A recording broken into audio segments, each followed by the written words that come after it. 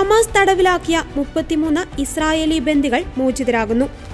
Hamas ഇസ്രായേലുമായി നടത്തിയ കരാറിന്റെ അടിസ്ഥാനത്തിലായിരിക്കും മോചനം. എന്നാൽ കരാർ അന്തിമമായിട്ടില്ലെന്നും ചർച്ചകൾ പുരോഗമിക്കുകയാണെന്നും ഇസ്രായേൽ അറിയിച്ചു. ആദ്യഘട്ടത്തിൽ ഹമാസ് തടവിലാക്കിയ 33 ബന്ദികളെയായിരിക്കും മോചിപ്പിക്കുക. കരാർ പ്രകാരം അവരിൽ ഭൂരിഭാഗവും ജീവനോടെയുണ്ടെന്നാണ് അറിയുവാൻ കഴിയുന്നത്. കരാറിന്റെ ആദ്യഘട്ടത്തിൽ ബന്ദികളിൽ ഉൾപ്പെടുന്ന കുട്ടികൾ, സ്ത്രീകൾ, വനിതാ സൈനികർ, വൃദ്ധർ, രോഗികൾ എന്നിവരെ മോചിപ്പിക്കുമെന്നാണ് അറിയുവാൻ കഴിയുന്നത്. 33 പേരിൽ ഭൂരിഭാഗവും ജീവിച്ചിരിപ്പുണ്ടെന്നും ചിലർ മരിച്ചിട്ടുണ്ടാകാമെന്നും ഇസ്രായേൽ ഉദ്യോഗസ്ഥർ പറഞ്ഞു. കരാറിന്റെ രണ്ടാം ഘട്ടം പിന്നീട് നടപ്പിലാക്കും.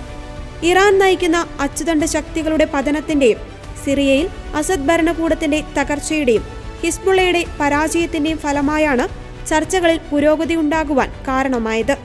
ഇതുകൂടാതെ നിയുക്ത US പ്രസിഡന്റ് ഡൊണാൾഡ് ട്രംപിന്റെ സമ്മർദ്ദവും ഭീഷണിയും ഹമാസിനെ ചർച്ചയ്ക്ക് കൊണ്ടുവരുവാൻ സഹായിച്ചിരുന്നു. ഒക്ടോബർ 7 ഹമാസ് തട്ടിക്കൊണ്ടുപോയ 251 ബന്ദികളിൽ 94 പേർ ഗാസയിൽ തന്നെയുണ്ടെന്നാണ് കരുതുന്നത്.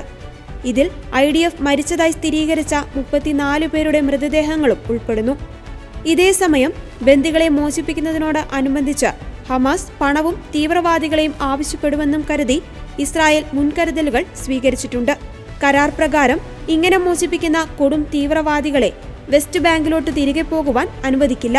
പകരം ഈജിപ്ത്, തുർക്കി, ഖത്തർ എന്നിവിടങ്ങളിലേക്കാകും പോവുക.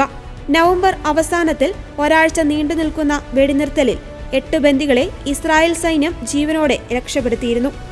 40 ബന്ദികളുടെ മൃതദേഹങ്ങളും കണ്ടെടുത്തിട്ടുണ്ട്. 2014 2015 ഗാസ മുനമ്പിൽ പ്രവേശിച്ച 2 ഇസ്രായേലി സിവിലിയന്മാരെയും 2014 കൊല്ലപ്പെട്ട 2 IDF സൈനികരുടെ മൃതദേഹങ്ങളും ഹമാസ് കൈവശം വെച്ചിട്ടുണ്ട്.